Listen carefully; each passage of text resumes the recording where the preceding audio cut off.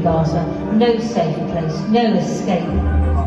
Israel says it's doing its best to avoid civilian casualties. Allow me, please, to extend my gratitude to all of you here today, to all the distinguished speakers who have given up their time, and of course to our brothers in the Arab League office here in London, His Excellency Abdel Fattah al-Muftah, and all of your excellent team for organizing and hosting this very special event.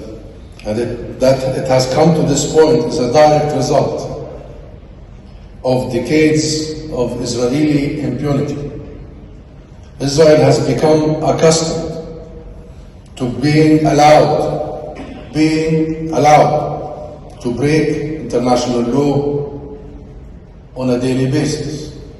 Not only break international law, but break the most basic human values.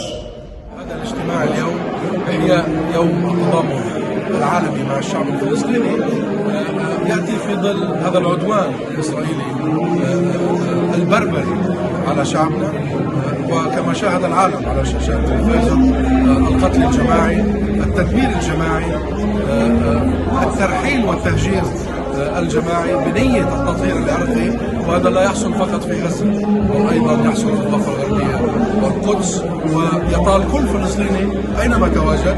ولهذا نحن نريد إحياء هذا اليوم في هذه القاعة التي لها رمزية كبيرة، هي القاعة التي احتضنت أول جمعية عمومية للأمم المتحدة في هذه المدينة لندن عاصمة بريطانيا، أين بدأت مأساة الشعب الفلسطيني، لكي نحول هذا الشعار، شعار الأمم المتحدة بالتضامن مع الشعب الفلسطيني، نحول هذا الشعار إلى حدث، نحول هذا الشعار إلى فعل. وهذه ستكون مطالبتنا اليوم. حان الوقت من أجل الأفعال، حان الوقت من أجل حملة دولية متصاعدة لكي نجتث جذر المسألة، ألا وهو الاحتلال والاستعمار والحصار ونظام الفصل العنصري الإسرائيلي. هناك مواقف متقدمة من بعض الحكومات، وتابعنا ما قال رئيس وزراء اسبانيا عن نيته بالاعتراف.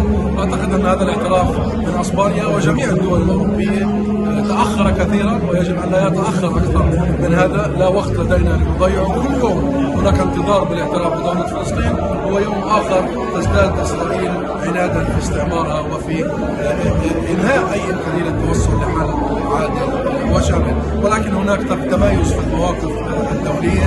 نحن نطالب بالحكومه البريطانيه لكي تعمل معنا باتجاه وقت شامل ودائم لإطلاق النار. If there is any hope to be found in this moment, it is in the unabashed solidarity of people all around the world. This solidarity has found tangible expression.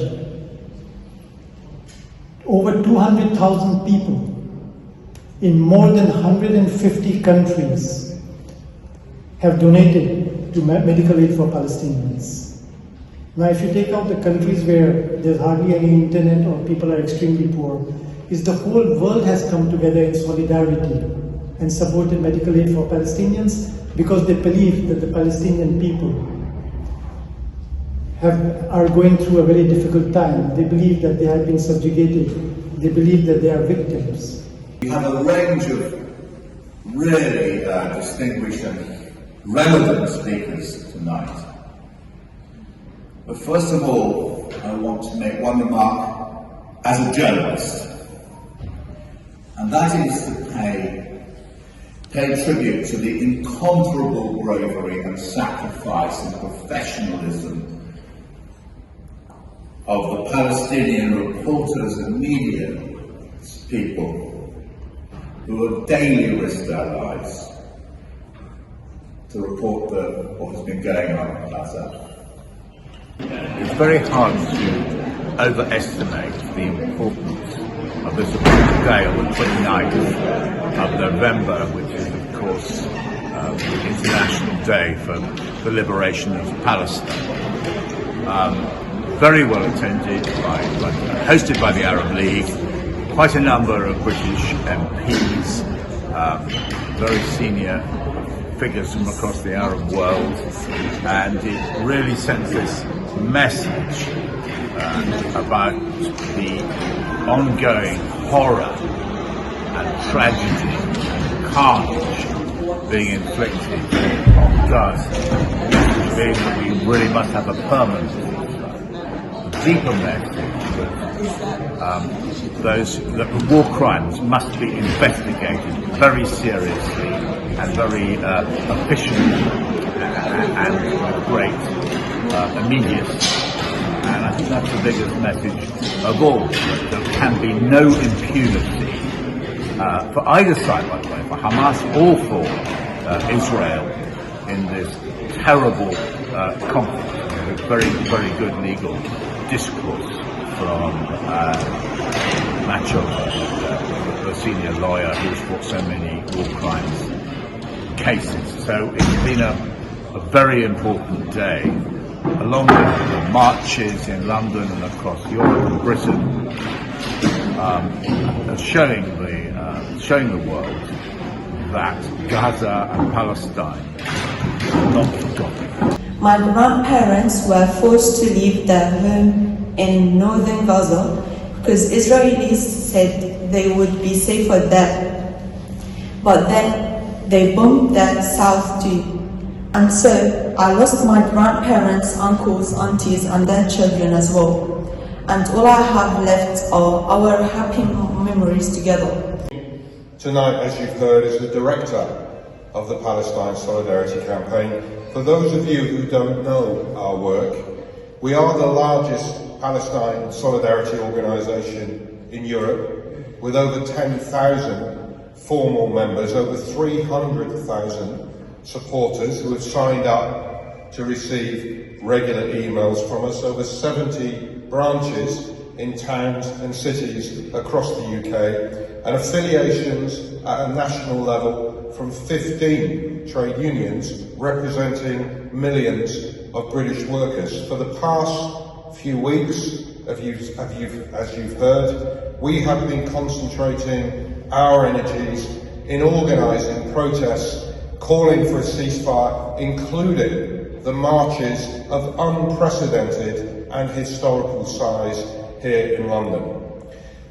We have seen an attempt to, across the past few weeks, by political leaders, by pro-Israel groups, to try to demonise those marching, to try to suggest that they are hate mongers, and we have seen the police responding to that political pressure with ever severe and repressive measures.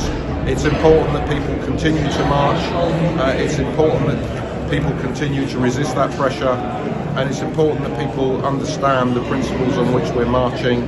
They are clear anti-racist principles. We know that the struggle against anti-Semitism, Islamophobia and against Israel's system of apartheid are indivisible. You are not an anti-racist unless you oppose each and every one of them. Those are the principles on which we march.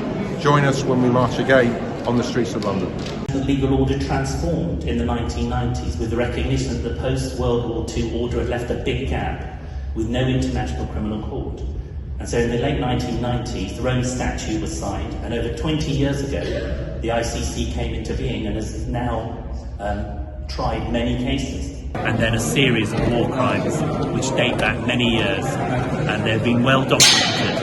And it's shameful that the International Criminal Court has not acted, both on what they already had in front of them. Going back to 2014, they've got jurisdiction to investigate, take action, issue arrest warrants. And I spoke today about how important it is for Karim Khan, the chief prosecutor at the ICC, to do his job. And he needs to just get on with it and issue arrest warrants. That could really have a massive impact on what happens next. It could see war crimes being deterred. And so I repeated the legal demands for a ceasefire, for sanctions, for the end of the siege on Gaza, and for people to be held to account.